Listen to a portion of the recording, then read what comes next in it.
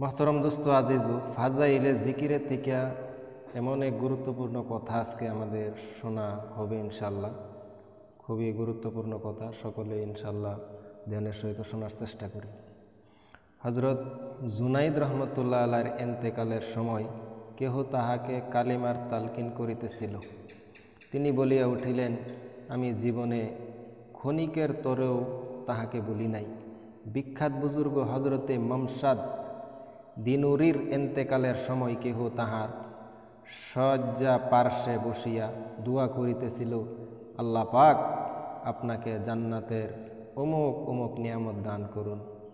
তিনি হাসিয়া উঠিয়া বলিলেন, দীর্ঘ ৩০ বছর যাবৎ জান্নাত সজ্জিত হইয়া আমার সামনে হাজির হইতেছে, কিন্তু একবারও আমি আল্লাহর তরফ হইতে দৃষ্টিকে হটাইয়া উহার দিকে তাকাই নাই। কি বুঝলাম মোহতরম দোস্ত আজিজ?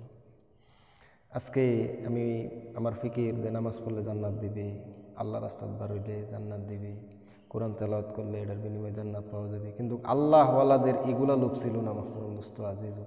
এই যে আজকে নিজেই শুনতে পারছি যে উনি মৃত্যুর মমসাদ দিনুরির এন্তেকালের সময় এক ব্যক্তি ওনার পাশে বসে দোয়া করতেছে যে আল্লাহ উনি মারা যাওয়ার পরে ওনারে তুমি জান্নাত এটা দিবা, এটা দিবা, সেটা দিবা, সেটা দিবা। তখন উনি শোনার পর হাসিয়া উঠছে আর কইতেছে যে দেখো ৩০ বছর ধইরা জান্নাতরে সাজায় আমার সামনে ঘোরানি হইতেছে, কিন্তু আমি একটা মুহূর্তের তরেও আল্লাহ পাকে থেকে দৃষ্টি সরাইয়া আমি জান্নাতের দিকে চাইছি না। মোহতরম দোস্ত আজিজ, আমাদের এবাদত শুধুমাত্র আল্লাহ পাকের জন্য হইতো, আর আল্লাহ পাককে পাওয়ার জন্যই আমাদের এবাদত হইতো। জান্নাত তো পরবর্তী আছে, আল্লাহ যদি খুশি হয়ে যায় সারা দুনিয়ায় আপনার, মৃত্যুর পরে জান্নাতও আপনার, আল্লাহ পাকও আপনার। এখন জান্নাতের লোভ কেন দিল? দিলের মাঝে তো লোভ থাকতো যে আল্লাহ পাককে পাওয়া। কারণ কিয়ামতের দিন আমরা জানি যে কিয়ামতের দিন জান্নাতীরারে জান্নাত দেওয়ার পরে জান্নাতের নাজ নিয়ামত হুর বালাগন যত কিছু আছে সমস্ত জান্নাতের নিয়ামত দেওয়ার পরেও আল্লাহ পাকে জিজ্ঞাসা করবে যে তোমরা কি সব পাইছো? তোমরা কি সব পাইছো? তখন কি বলবে জান্নাতীরা?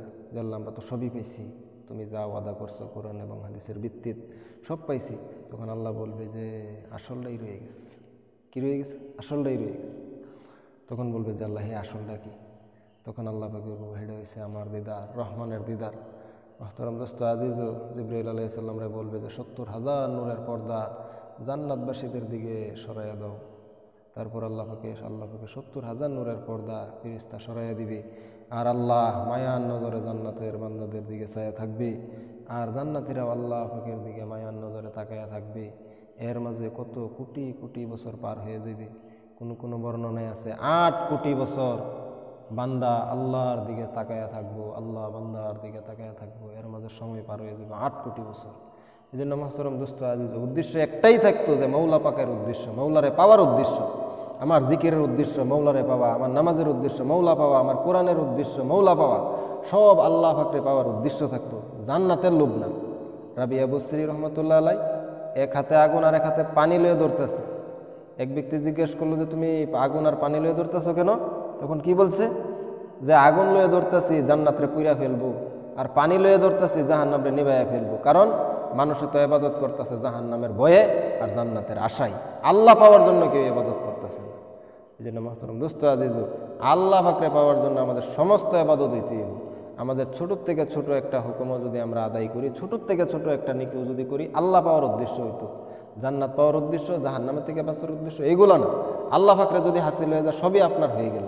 তাহলে কে আবার জান্নাত, কে আবার জাহান্নাম? একজন সাহাবা বলতেছে যে আমার একদিকে যদি 2 রাকাত নামাজ রাখা হয় আর অপর দিকে যদি জান্নাত রাখা হয়, তাহলে আমি নামাজই গ্রহণ করিতাম। মোহতরম দোস্ত আজিজ, কি বুঝলাম? একদিকে যদি জান্নাত রাখা হয়, আরেকদিকে যদি 2 রাকাত নামাজ রাখা হয়, তাহলে আমি নামাজই গ্রহণ করিতাম। কি বুঝলেন? এই জন্য মোহতরম দোস্ত আজিজ, আমাদের দিনের কথা বহুত শোনার আছে, বহুত বুঝার আছে। যখন দিনের কথা বেশি শোনা হইব, তখন আমলের জজবা আমাদের অন্তরের মধ্যে পয়দা হইব। আর যখন দিনের কথা থেকে আমরা নিজেরা সরাইয়া রাখবো, দিনের তালিমের মজলিস থেকে নিজেরা সরাইয়া রাখবো, ততই আমরা আল্লাহ পাকের থেকে দূরে সরে থাকবো। এই জন্য আমাদের দৈনিক তারাবির নামাজের পরে যে তালিম হয়, যে আলোচনা হয়, আলোচনার মধ্যে সকলেই মিলে মিলে বসে যাবো ইনশাআল্লাহ। আল্লাহ পাক আমাদেরকে আমলের তৌফিক দান করুক। আখির দাওয়ানা আলহামদুলিল্লাহ।